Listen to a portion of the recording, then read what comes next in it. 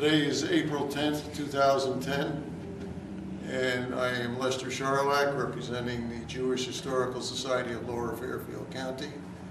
And today we have the pleasure of interviewing Saul Cohen at his residence at Trump Park in Stamford. Good afternoon, Saul. Hi, Lester. How are you? I'm good, and we appreciate your giving us your time for our archives and for the history project. Tell me, your parents came from where? Well, first off, I appreciate the opportunity to tell my story. Oh, okay. Not everybody has that opportunity. That's great. My mom and dad both came from Eastern Europe. Both arriving to the States 1920-ish. Mm-hmm. My mother from a small town called Paskurov, my father from a small town called Vidherduk.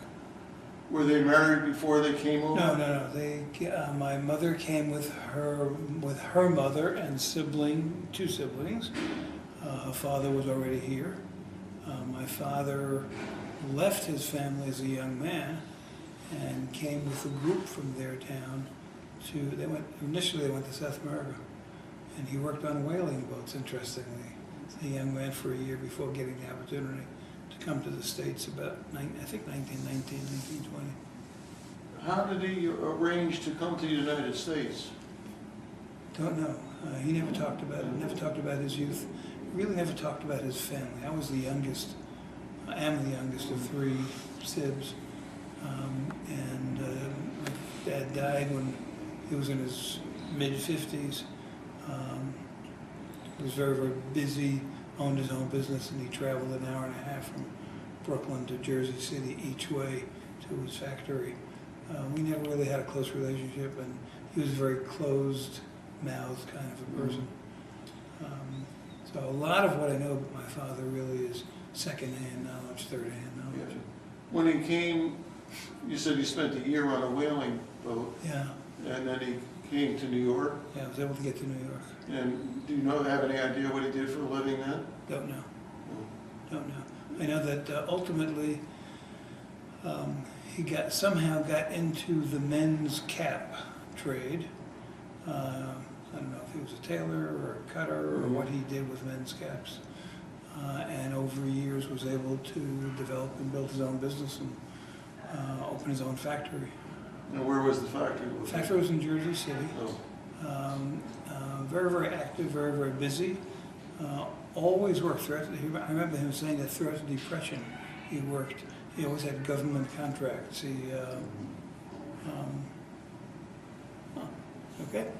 had government contracts. I mean, he had a big Navy contract. He was making many of the sailor caps. Mm-hmm. He talked about that throughout the Second World War also. He was busy with sailor caps and working for the Navy. And after he passed away, when he was quite young, what happened? He was shortly after my bar mitzvah. He was 49, had his first heart attack, and those days they kept people in the hospital for a couple of weeks. I have strong recollections of him in an oxygen tent, which is what he used to treat. Never got you out of bed. Was not physically well enough to schlep back and forth to Jersey, ended up selling the business.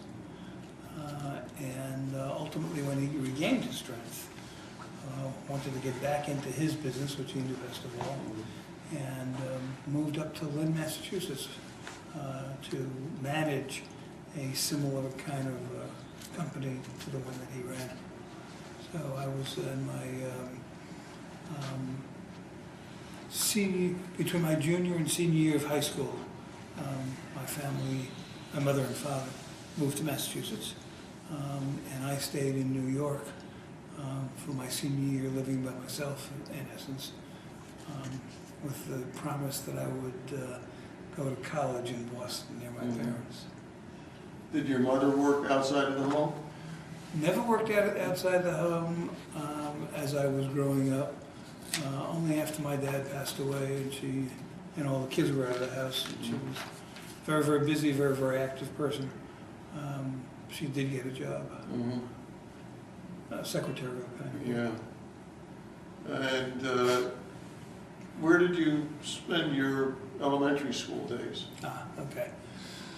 So I grew up in Brooklyn, in the Borough Park section. Borough Park then was very, very different than it is today. It was pretty much a religious community that we were involved in. And I went to yeshiva in Borough Park for 8 years, and then to Flatbush Yeshiva High School, which was the next suburb over. Well, the next, I guess we didn't call them suburbs in those days. Next shtetl over. And that's where I went to high school. So Borough Park then was primarily Jewish, right? Borough Park was very Jewish. Yeah.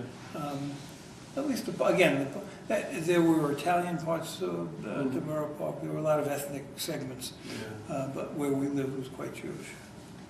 And interesting, my mother's parents, my grandfather had a home in Williamsburg section of Brooklyn. They ended up selling that home at a 6-family apartment house and moving to not too far from us in Borough Park. So the family was gathering in Borough Park. Was it a harmonious experience between these different ethnic groups? For myself personally, it was. Never experienced any anti-Semitism in my life, thank God. Very, very friendly with the non-Jewish kids who we lived with, the other ethnic groups. Yeah. There were no African-American in those days in Borough Park, but there were a lot of Italian kids and some Greek kids that we were friendly with. Used to play ball, stick ball, throw ball on the street. And your high school was also in the Yeshiva High School? Yeshiva Flatbush High School, also in Brooklyn. One of the finer high schools still today. Not as, today it's a very, very religious school. It's become very religious. In my days, there were as many non-religious kids as religious kids. But it was a wonderful education. And the kids from there, I think there were 44 kids in my graduating class, of which 21 ended up becoming doctors. Really? Unbelievable. I mean, every single kid went to college. Many who went to Ivy Leagues. It was like Columbia was like the Flatbush Yeshiva and Ramaz Yeshiva were like the entree to get to Columbia. So we had many kids who went to Columbia and Barnard. And where did you go? I had that commitment to be home with my family. I ended up going to Boston University. I had been accepted to Brooklyn College, Brandeis, and BU. But because of the commitment to family, I went to BU and I commuted to school. And what was your major? Major was psychology, minor in sociology and in math. And I wanted to go into something related to working with people, but I wasn't sure yet at the time. I had many part-time jobs while in college. The most significant of which was working at the Jewish Community Center in Lynn, Massachusetts. And I was there working as much as half-time doing that. And what was your position there? Club leader, worked with teenagers, ran the gym for a while, whatever needed to be done is what I filled in at. And what year did you graduate? Graduated college in 1961. And what was your first full-time job? If I can I go back for a second? Sure. Because there's one really significant piece in my life that we sort of glossed over that really helped formulate what I am and where I am today. Summer camp, summertime, from early on, maybe 10 years old through 22, 23, I had been going to camps during the summer, and virtually every case they were Hebrew-speaking camps.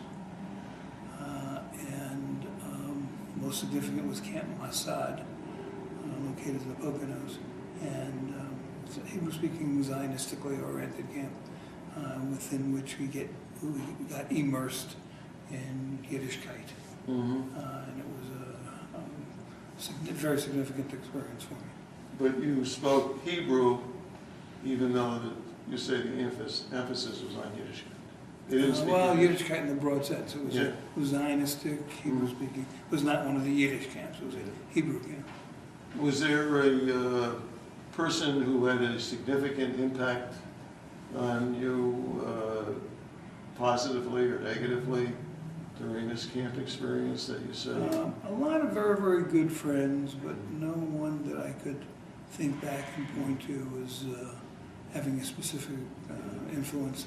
A number of good friends that have had influence on me. Some who went to live in Israel, one who he and I are extremely close still to this day.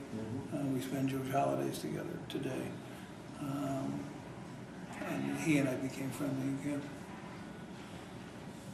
And so your first job was in Lynn?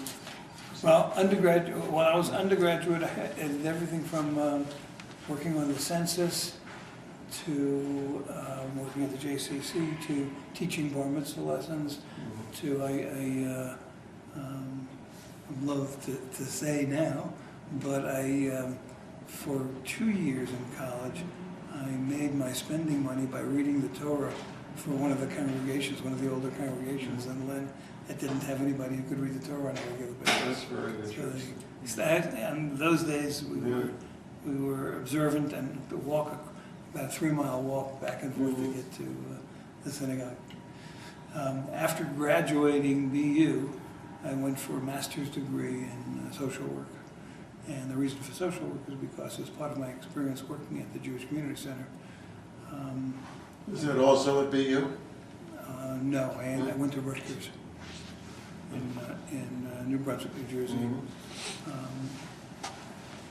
The reason for going to social work was because it provided me with an opportunity to work with people sooner than it would otherwise have been had I gone into psychology. And loved my experiences at JCC. Knew that in order for me to grow in the JCC business, I needed a master's. Those days, needed a master's degree in social work. So now you have your master's degree. Got my master's degree, was in New Brunswick for 2 years. While working at a JCC part-time during my second year, I was offered a scholarship to spend a year studying in Israel. I had never been to Israel. This is now 1963. And that too, I believe, would have expanded my opportunities in the JCC business. I had a commitment, because of scholarships that paid for my graduate school education, I had a commitment to work in the greater New York area, one of the JCCs. They granted me permission to go to Israel for a year. Initially, I was going to study, to spend the year studying in Israel. And after, it's an interesting story also, after 2 weeks, ended up getting a position of directing a community center for the city of Jerusalem. The city of Jerusalem ran 8 community centers. It's an interesting story, if I can shift for a sec. Got to Israel the day before Rosh Hashanah. Rosh Hashanah went to Mount Zion, first day for service. The second day went to the Hillel House for services. And started to schmooze with the guy who was sitting next to me during the services. I always talk during services, right? And but the guy had a familiar face. He reminded me a lot of my dad, who had passed away not too long before then. And we were talking throughout the services. Finally, at the end of the services, he looks to me and says, "I've got 3 predictions for you." I said, "Okay." He says, "Number 1, you're going to find an Israeli girl, marry her, and stay here in Israel. Number 2, we need trained social workers in Israel. You are a trained social worker. You are fluent in Hebrew. You will find a job and you'll stay here doing that. And number 3, within 2 weeks, you'll come to my office and I'll help you find that job." I said, "So who are you?" His name was Joseph Borg, who was the government cabinet minister of social welfare. And he was right. He was, except he was a little bit off on the first 2 predictions, but he did get me a job at the community center. the other interesting sidebar is that we went to Israel by boat. Those days we went by boat rather than planes because it was a nice, relaxing cruise and much less expensive. And my wife and my future wife and I met literally underneath the Verrazano Bridge, going to Israel. She was On that boat? On that boat. She was going to Jerusalem to study at the university. I was going to Jerusalem to study and then work in Jerusalem. And we came back in June and got married. What do you remember the name of the ship? SS Israel. And we spent 2 weeks essing. The Captain was prepared to marry us on the boat. was it an Israeli ship? Israeli ship, Zimline, and ours was a real traditional shipboard romance. Worked out well for all. That's great. And what year was that? September '63. We came back in June '64. So And then I got my first full-time job. Here in the States, I had full-time jobs other places. And where was your full-time job? I was committed to the JCCs in Greater New York, and the position that was offered to me that I felt most comfortable with was back in Brooklyn, Brighton Beach, an area called Brighton Beach, and a JCC called the Showfront Y. It was a brand new JCC, opened when I started to work. It was built right on the boardwalk. I was there, stayed there for 3 years, began as director of teenage activities. After 2 years, became program director, and stayed for 3 years. Mimi was finishing City College at the time, and then started to work in the city. So we were living in Brooklyn. I was commuting 15 minutes away to work, and she was commuting into the city to work. And what type of job did Mimi have? She was working in corporate headquarters for J.C. Penney at the time, working in the benefits department, as I recall. And your next job after? Next job, I was getting ready to leave Brooklyn, and was our oldest child, Amy, was due to be born end of that summer after 3 years in Brooklyn, and was offered a position in Richmond, Virginia. So Mimi and Saul schlepped Amy at 8 days of age down south to Richmond, Virginia. And we stayed there for 5 years. I was the assistant director and then the associate executive director of the JCC. Wonderful experience, wonderful community. Very, very different than living in New York. Is it much more relaxed atmosphere? Yeah, very southern. Very southern. We were down there at very, very difficult times in this country. When we were down there, Martin Luther King was assassinated, Bobby Kennedy was assassinated, but you wouldn't have known it. News didn't hit Richmond until a couple of days late. But it was very relaxed. We made some wonderful, wonderful friends. People who we are still friendly with. People who had moved to Richmond at about the same time. It was growing into a more metropolitan kind of a community at the time.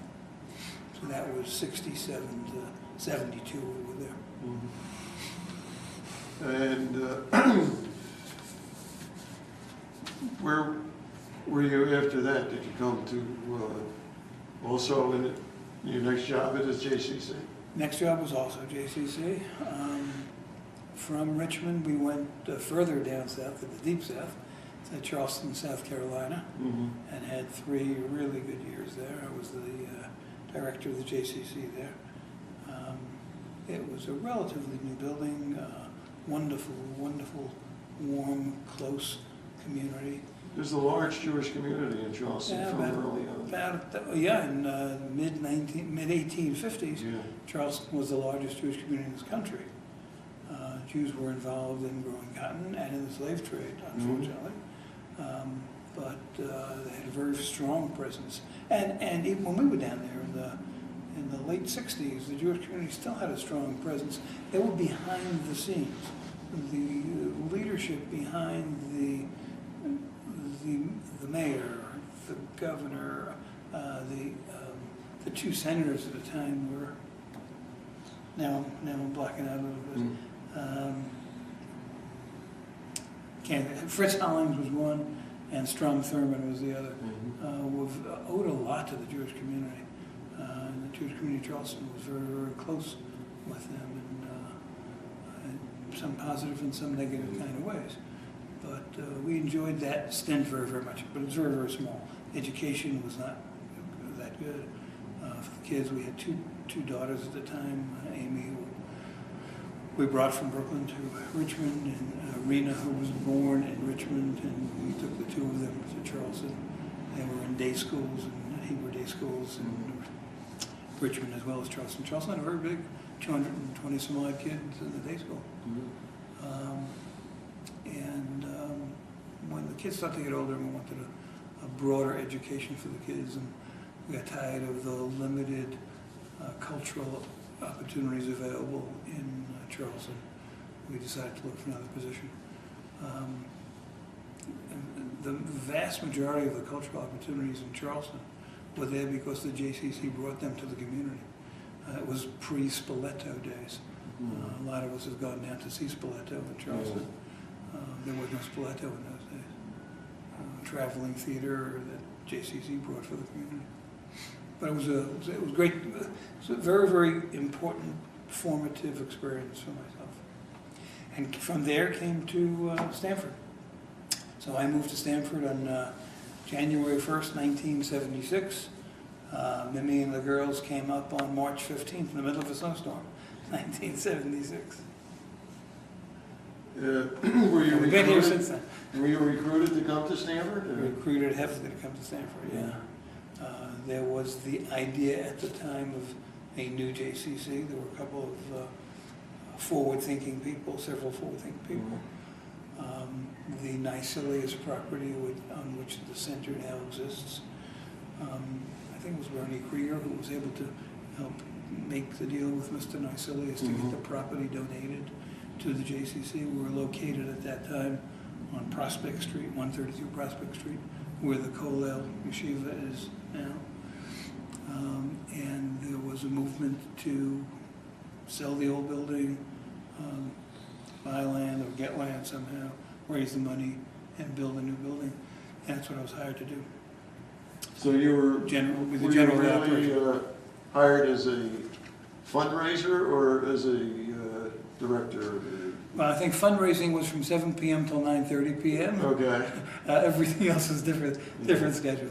No, the entire operation was pretty much in my hands, with a number of lay people who took on some great responsibilities. We had some wonderful people involved in those days. Who were the people we'd like to? That you Martin Manley, very, very early on, Martin Manley, who was the man for all seasons, as far as I'm concerned, in Stanford. I think he was one of the first presidents of Federation, president of the JCC, president of Sinai, active in every Jewish organization, and philanthropic to all the Jewish organizations. Al Kamai, who passed away at much, much too early an age, a wonderful young guy who was responsible for the building components of the building, working with the architect. Mike Adler, who handled the interior building kinds of pieces. Gib Catton, who was the president of the JCC and helped pull all of the pieces together.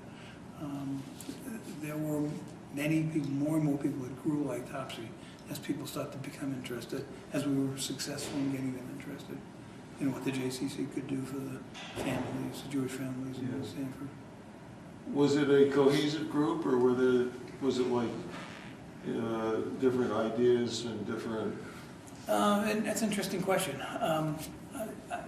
From my perspective, I think that the key people who were involved in the JCC was probably the only and the most cohesive group in the community. At that time, there was no rabbinical council, so the rabbis weren't officially talking to each other. Federation was pretty much just getting off the ground, still pretty much functioning as a UJA, raising money mostly for Israel and a little bit for here, for Stanford. There was no Jewish Family Service at the time, and that was very, very controversial. Should there be a Jewish Family Service or not? So there's quite questions going on in the community, but the only thing that people really accepted, yeah, for the most part, and gravitated toward was the new JCC. I used to joke that when I came to Stanford, I was 170 pound weekly. Well, we did coffees 5-6 nights a week in people's homes to get input from people as to what they would want at the new JCC. And spent hours and hours interviewing people, individually, groups of people, talking to many people about what the center could do for them and what would their dream be like. We brought together people who had positive experiences in other communities before coming here at JCCs and had them as spokespeople to go out. And people were very, very helpful. We identified some of the wealthier individuals in the community and approached them pretty much and said, the community wants this new JCC. The community can't necessarily afford it, and we need your wealth to help build it. And the way we know that the community wants it is because membership is rising. Excuse me. Without a center, we sold the old building almost immediately, luckily. But without, we called it a center without walls, and at one time we were functioning in 20 some odd different locations around here and Greenwich, holding activities. And people were joining, people were paying dues and joining. And we were able to go to the wealthier individuals and say, hey, look how many people have, from last month to this month, from 2 months ago to now. And at the same time, we went to the community pretty much and said to the community, we have these wealthy individuals who would probably be willing to pay for this new JCC if we could show them how much we wanted. And that motivated people to join. We also put together a very, very good marketing piece, a very, very good newspaper, which won a number of national awards. And for me, one of the key things was putting in the names of the people who were joining. So it was a ripple effect of people. It was growing and growing. Good experience. In the construction stage, was there enough funding provided to do what you wanted to do? No. The initial set of plans, as I recall, called for a building of about 120,000 square feet, and I think what we ended up with was 92,000, I think is what there is now. It was intended that there would be another level downstairs, a downstairs level, and the lounges, the teen lounges, junior high lounges would be downstairs, so that there'd be more meeting rooms upstairs. There was intended for there to be a small theater rather than having the multi-purpose large room that we have now. There was intended for there to be space for, that was under Historical Society at the time, but Hadassah, National Council of Jewish Women, etc., to have either office space or storage space or whatever down there. And that was the first thing that went when we hit a recession in those days also. Now we're talking about 1980, 1981, and funds became very, very tight. And a number of our largest givers had to, for one reason or another, back off and not honor their gifts. So that was the first thing that went in terms of the plans. And then fundraising again dried up for a while, and other things had to be cut back. It was a difficult time in 81, 82 yes, financially. There was talk about the center possibly going under before it was finished being built. It was open, in fact, though, at the time. I don't know that that was an honest portrayal of what was actually going on, but it did stimulate people to provide more funds. The end result, how long did you think it was under construction from start to finish? Well, we broke ground on September 20, 1980, which was my daughter's birthday, that's why I remember. And we opened the following year, took a year. Just Only one? just 1 year, yeah. they worked full speed ahead, and there was not a lot of fine work to be done. Mhm. There was some, but there were also some very, very interesting conceptual things that, again, that evolved with me, that I grew with in my career at JCC. I recall a very, very interesting discussion shortly after coming here, when I looked at the first set of plans, and pretty much all there was a gym and 1 or 2 meeting rooms and office space, and a lounge, I guess. No bowling alleys, which they had at the old JCC. And I said, this is not quite adequate. Where are the meeting rooms? And the answer I got was, why do we need meeting rooms? People don't come here for meetings. Prospect Street building, no one came here for meetings. There was no parking, there were no meeting rooms. People weren't motivated to come downtown. So we try to put in more meeting rooms. We got some in, not enough, but we were able to get some in. The use of Jerusalem stone mezuzahs was a concept that Galpin Tamar Boundwell that I had put together. That everybody who went to visit Israel, we asked them to bring back a mezuzah. So we were able to get Jerusalem stone mezuzahs in all the doorways. Mhm. The concept of having, in most JCCs across the country, many of them have libraries, not all. Now the Historical Society runs a library, which is great. For a number of years there was no one running that library, it was fallow. But the notion of having it being the very first thing that you see when you walk into the building was a great idea for the people with the book. Mhm. And that took a little bit of convincing on my part of some of the people, some of the lay people involved, but they went along with it. And I love seeing that when I walk in the center. The first thing you see is the office, but the library. The fact that there is a kosher restaurant was something that a lot of people, there was a lot of resistance to initially, but we got approval to keep the kosher restaurant in there from the start. Very, very important to the community, and still today very important to the community. What was the total budget for the building? Oh my gosh. I'm going to guess that our fundraising goal was somewhere around $8 million, as I recall. Mhm.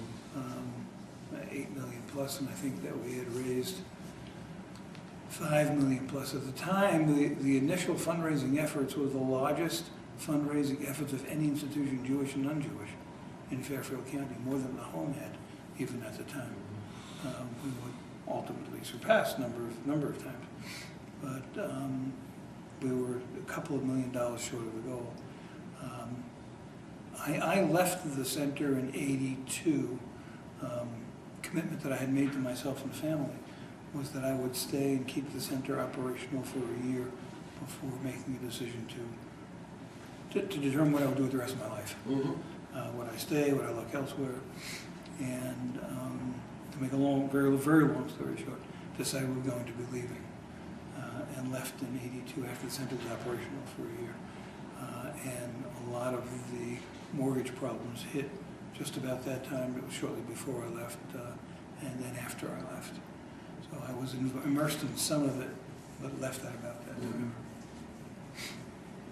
But you should be very proud of the work you did, because there's so much activity there on a daily basis.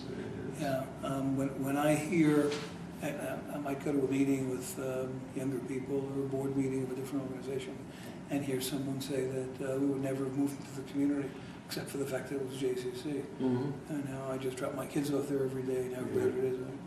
Really, really feel. I love that. I don't blame you. Yeah, it's good. And some of the programs that we kicked off in those early years that still are wonderful programs. Second year I was here, we started the Sahal Shalom program, and it was a phenomenal. It still is a phenomenal program. People live for it. People love it. People can't wait till those soldiers come and spend some time and develop the connections between Stanford and Israel. It's good PR. There were, interestingly, again, when I came in the mid-'70s, there were very few activities, there was very few interactions between Stanford and Israel. Very few. with UJA that raised money for Israel, but nothing to encourage people to go on trips, to go Aliyah, whatever.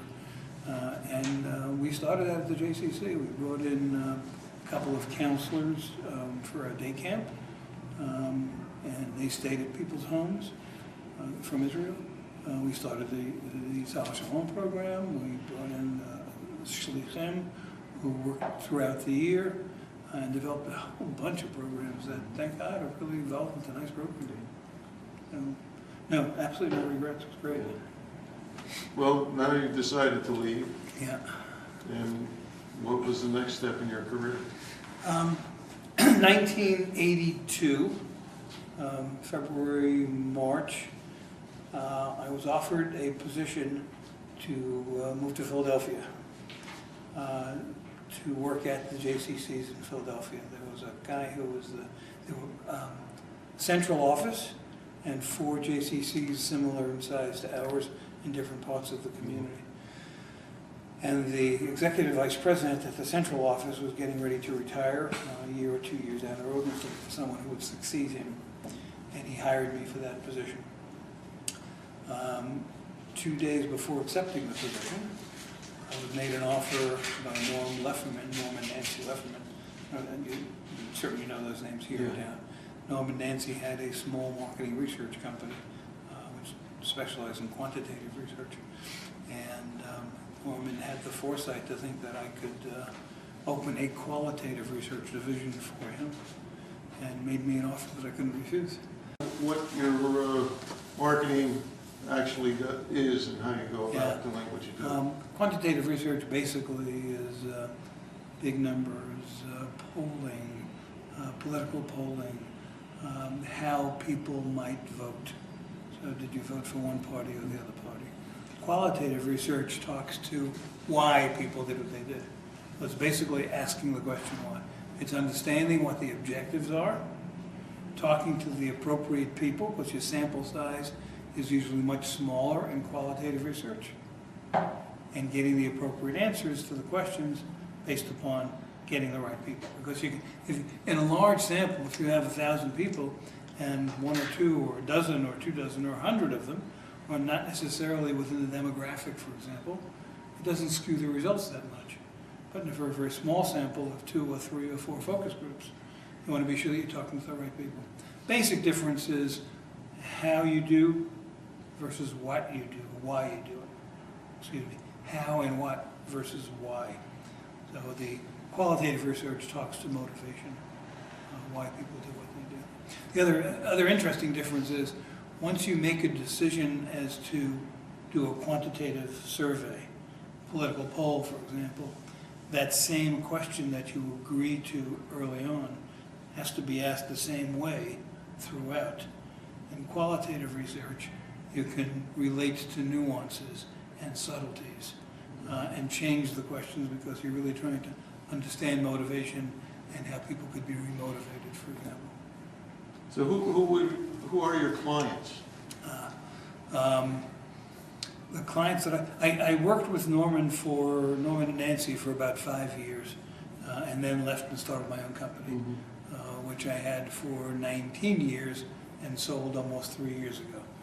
Clients that we worked with included Fortune 500 companies, advertising agencies, a lot of the pharmaceutical companies. We did work, for example, on new products and new product development. We would test out medical instruments among doctors. Why do you like this one rather than that one? We would test out advertising, for example, for General Mills, and work with kids in terms of the kinds of advertising, even the kinds of taste for new cereal development. But it's much more of a psychological orientation than a numbers and statistical orientation.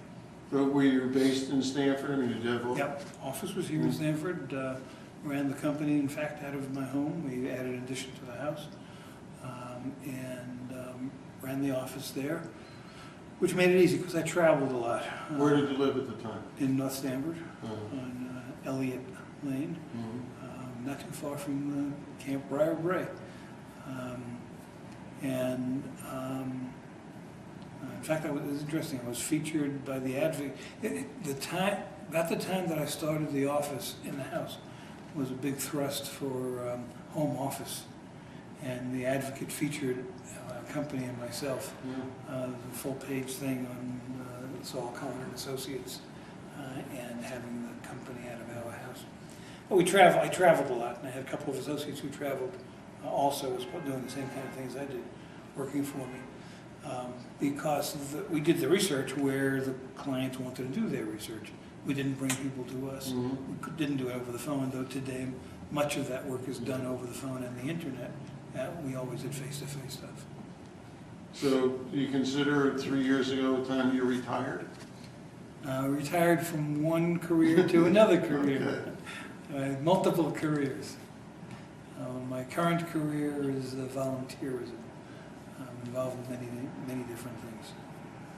Well, can you expand on it a little bit and tell us what you're involved with? Let's see. Here in the community, I'm on the board and very actively involved with Jewish Family Service and strategic planning efforts. I'm on the board of Good Shalom. I'm a citizen advisor to the board of the Ferguson Library, which takes a little bit of time now, particularly with the financial problems that they're undergoing. I am an advisor to the rabbi and his son at Chabad, so I help them with office procedures and the transfer of responsibilities from the one to the other. I had been many years involved in Federation, and recently I'm no longer involved with Federation. Had been heavily involved for till recently with the Boys and Girls Club here in Stanford, and serving as a counselor to their board of directors and helping them strengthen their board. So those are among the things that keep me a little bit busy. We also have a home in the Berkshires that we travel to rather frequently. And now, since retiring, doing an awful lot of travel. One kid in Boston and 2 grandkids and a second child in Philadelphia with 2 grandchildren, and traveling all over for enjoyment. We keep kind of busy. Yeah, so did you look back and say, how did I have time to work before? I look back very, very positively to all the things that I did. I love whatever I did when I did it. That's great. Maybe I was too naive, and not smart enough to see the bigger picture. Right. But I really have no regrets. When people ask me now that I've retired, how do I spend my time? What do I do? I don't have time to think about it. I don't know. I just do. I'm busy. Right. Quite active. The one other story I wanted to skip my mind before that I wanted you to know. When we took over when I worked at the old JCC on Prospect Street, and we were getting ready to move, we sold that building, and we moved to the house on Nicelius property, and we maintained some offices there for a short time.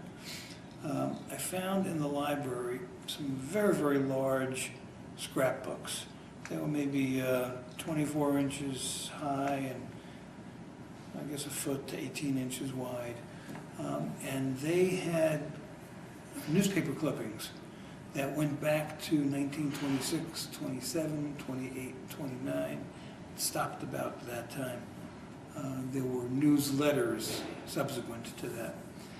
But that old was a great story about the old JCC, which opened in 1929, just around the time right after, in fact, the stock market crashed. And we have newspaper clippings documenting the story, which now are in the library at the Jewish Historical Society Library at the JCC. There wasn't enough money to pay the contractor for the last payment to open the building. And a lot of the Jewish women in the community brought their gold and their silver and their jewelry to the JCC. We were able to hockey it or sell it or do something. I'm not sure what they did with it to be able to have enough money to get that building open. I don't know if the contractor ever took it. Might have been just realizing that the intent was there. They may have, there was a Jewish pawnbroker in town, Grix. Ah, okay. So, He may have made out on this deal. maybe. But you're right, that old center had, for many people who I've met in the community, including yourself, great memories. Yeah, from, it was a great gathering place. It was a social center. Yeah, from going to Hebrew school, upstairs. Upstairs.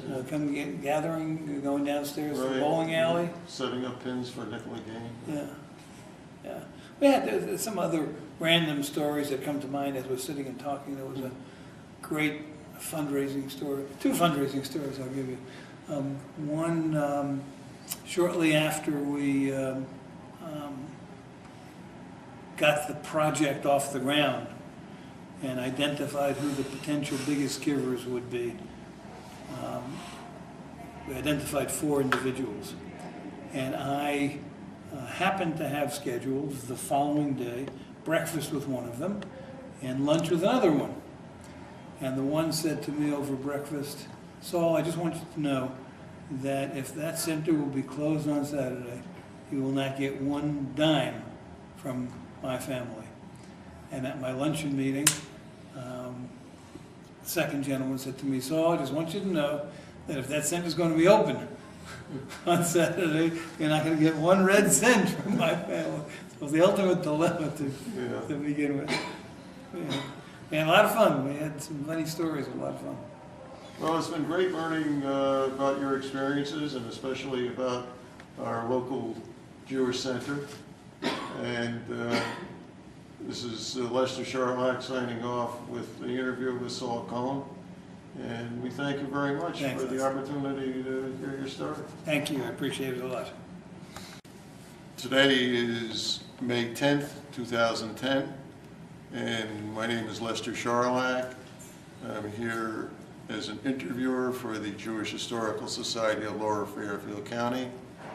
And this afternoon, I'm meeting with Mimi Cohen at her residence at Trump Park in downtown Stamford. Good afternoon, Levy. Good afternoon. Hey, how long have you been involved in Stamford? Since 1976, when we moved here as a family. And where were you born? I was born in Passaic, New Jersey, where I lived for a very short while before moving to Manhattan, where I lived until I got married. When you say a short while, how old were you when you moved? I had my 2nd birthday in New York, in Manhattan. In Manhattan? Yeah. And where in Manhattan did you live? On the Upper West Side. Was that considered a Jewish neighborhood then? It was very Jewish. It was a very integrated neighborhood, but certainly where we lived was very Jewish. Many synagogues, many little shtibels, including the Jewish Theological Seminary, the head of the conservative movement, being just maybe 10 blocks from the house. So we had Orthodox, we had Hasidic, we had a lot of conservative. It was very Jewish. Lots of butchers, lots of kosher bakeries. With the different factions of Judaism, did they all get along? They did, because I think that their expression was very different from what it is now. There was very little politics. And basically I know my father, and therefore the family, we went to all congregations, and we were members of an Orthodox synagogue, but I often went with my father to JTS or to, on 100th Street was Anshe Chesed. We went there, which was a conservative synagogue, and then there was the Shul, which my father said had the great Chazan, which was also a conservative synagogue, so we went there. They all got along. People just drifted in, drifted out. If there were issues between them, we certainly didn't know about them. And how many years did you live there on the West Side? Till I got married in 1963. So. And what did your dad do for a living? My father was a businessman, so at any given time, throughout my life, he did many different things. He was an importer and exporter, he was in the jewelry business, he was in the fur business, he was in the flashlight business. As a matter of fact, he almost became a partner with with her bash. Right. Were there all these changes, were they successful, or was it changes? Many were successful, and many came about because there was a reversal. There was the war in Korea took care of whatever he was doing at the time, so then he went right into something else. There were a lot of hard times. We didn't know there were hard times, and it was a very stable. Yeah. And certainly living in New York was a wonderful place. And where did your parents immigrate from? My parents both immigrated from Portugal. My mother came from a very, very long history of a very strong Sephardic family that has its origins back to, believe it or not, King David, and that's what the acronym of her name means, Mani. And there was a long, they wound up in Spain, they wound up from Spain, after the Inquisition they went to Iraq, and they wound up in Israel, or in Palestine, in the 1700s. When my mother was a baby, her father was appointed the chief rabbi of Portugal, and so my mother's immediate family moved to Portugal, and that's where my mother was raised and stayed until she immigrated to the States. My father and his family was from Lithuania, Romania, wherever the border was, whatever the country was called during those years. And early in the 30s, he saw read the handwriting on the wall, decided to leave Germany, wound up in Portugal, and as a result of which he was able to get his immediate family out of Germany. But of course, as a single Jewish young man, he gravitated towards the rabbi's house, and that's when he met my mother. Were they married before they came to the United States? And my brother was born in Portugal. Mm-hmm. How many siblings do you have? My brother's deceased, and I have a younger sister. Mm-hmm. And so your education primarily was in Manhattan? It was Manhattan. We all went to a day school, to Ramaz, and I graduated from Ramaz, and then went to City College, and then did graduate work at Teachers College and at JTS. So what was your degree in City? At City, my degree was in teaching. I was a math teacher, so I had an education degree and a math degree. And where did you go to college? I went to City. To City. It's a city uptown. Yeah. We used to refer to it as Harvard of the proletariat. Yeah. At the time, it was a very fine institution, huge, Mm-hmm. And Jewish, very Jewish. And where was your first job? Well, I always worked. I always babysat or worked when I was in high school. I talked my way into a job in some company right near Radio City. But my first real job, I suppose, was teaching. It was the first year of busing in a junior high school in Brooklyn. And I lasted about a week. I knew that was not for me. And then I worked as a statistical analyst for JCPenney until we moved down south, and then I went back into education. Where was your first job down south? First job down south was working in a Hebrew school in a conservative Hebrew school as a afternoon school teacher. Teaching Hebrew? Teaching Hebrew, or Jewish subjects. And from there I branched out and I taught, I'm fluent in Hebrew, so I taught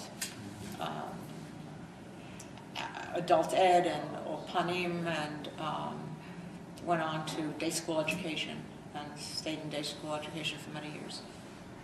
So you did that in other cities as well? Yeah, we moved from Richmond to Charleston, South Carolina before coming here. So you've had the Manhattan experience, the Southern experience, and you've lived in Stanford now for a good many years. Do you have a favorite place? Well, interesting. There was something very lovely about living in the South. It was certainly living in Richmond.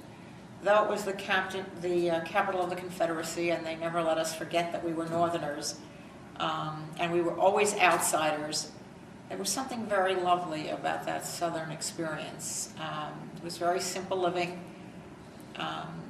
Much slower paced. Much slower paced. Something that, had we not moved to Richmond before moving to Charleston, I don't think I would have ever made it in Charleston. Mm-hmm. You know, coming from Manhattan where everything was 1, 2, 3, you know. God, Charleston was really slow. I guess I loved Richmond. Mm-hmm. I really loved Richmond. We made very good friends there, people with whom we're still in touch. Our kids were young there. Was there any person that had a significant impact on your life in either in grade school or high school or in college?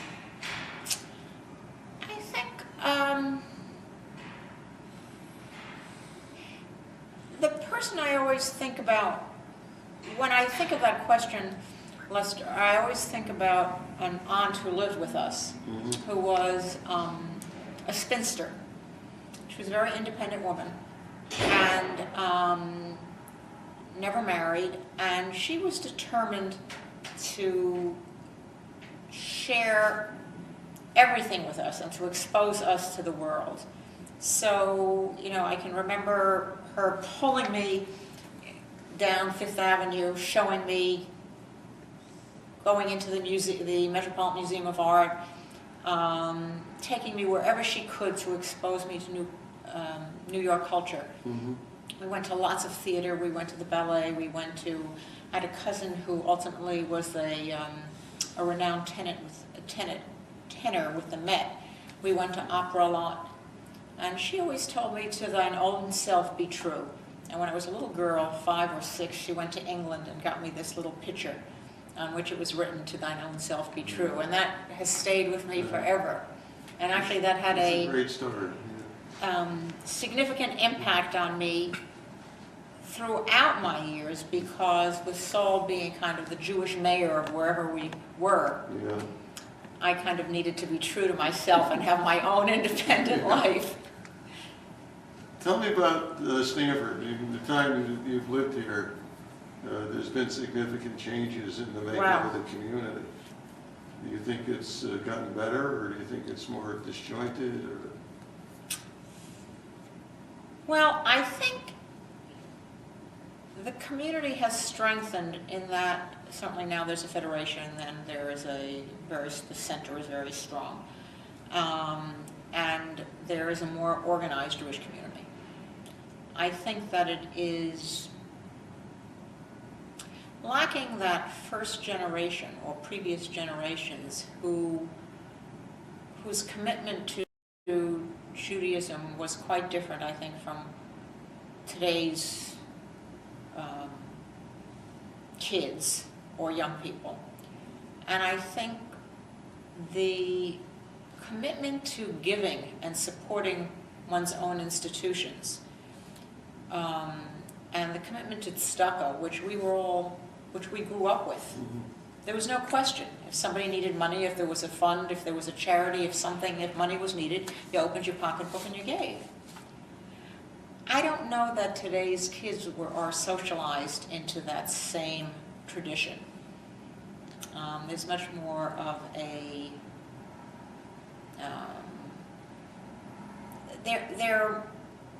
they identify with other things, and I think they're more, I don't want to say narcissistic, but they certainly are not as charitable. Yeah. They're more materialistic. They're much more materialistic, you know. And what about Stanford itself as the overall community and the downtown? Now that you're living here now, do you? It's wonderful. I mean, Stanford has really grown. I remember even when we first moved here and going up to, and our kids were at Briarbrae, at the Jewish Center camp at Briarbrae. driving up to Briarbury thinking that was the end of the world. Like, where was I? This is still Stamford? Where were you living at the time? We were living in the Pepperidge area. And then, you know, a couple of years later, we moved up Yeah. Dorton to the North Country. And suddenly, you know, it was as if that's where Stamford was. It had expanded. And certainly over the years, the downtown fell into, you know, the problems that many cities fell into. But the resurgence and the rebuilding of the downtown is just wonderful, and it's really an exciting place. Last week, when the weather was warm and balmy and everybody was sitting down outside in outdoor cafes, you just saw it was so international, and it was so multi-generational, the young, the old, it was wonderful. You felt like you were in a city, which, I mean, I remember very fondly Bedford Street and all the boutiques and the small independently owned shops, and I'm sorry that they're gone, and I'm sorry that the box stores and, you know, destroyed the downtown area. But I think what's coming back is very, very lovely, and certainly gives the city something very vibrant to offer. And I think that it will attract many people because of it. And certainly the new building that they're doing on the other end of town, is that the south end? The south end, yeah. The south end. I mean, that was, as you know, you never drove there. Well, when I was growing up, and even when I was in business, that Stamford was a blue-collar town, and all the industry was down south of the railroad tracks. And now it's going to become a community unto itself. Right, and I mean, the parks that are being redeveloped there and the areas it's very exciting. It's very exciting. One of those nice days, I just parked my car and started walking around. And I walked quite a distance. And in that antique area, I noticed that they were all New York cars. There were no Connecticut cars. And that, you know, I had to smile and say, you know, yes. Yeah, that's true. It's lovely living downtown. I mean, I love to be able to walk every place, and really, unless I'm going kind of past Ridgeway, I don't bother taking my car. Mm-hmm. So is there any other thing that you'd like to tell us about that has been an important part of your life or your life in Stamford? Well, I think that certainly the Jewish institutions were very much a part of my life in Stamford. You know, our kids went to bicultural, and that forms a community. I suppose it is when you go to any private school, but certainly in a Jewish day school, your community becomes the school community. Yeah. You know, I certainly felt that I was a administrator at Solomon Schechter in White Plains for 15 years. That was my community.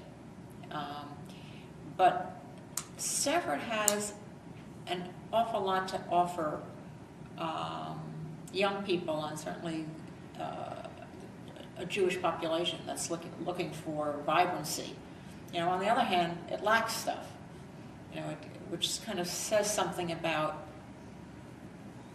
you know, Stamford. I have to agree with you, because now being an older person and having grown up here, I don't think that there's much, unless it's within your own social group, I don't think that the center has much to offer for the older people as much as it does for the younger people. Correct, and I think that the synagogues have tried to pick up some of that, but I don't think that the center offers the older population.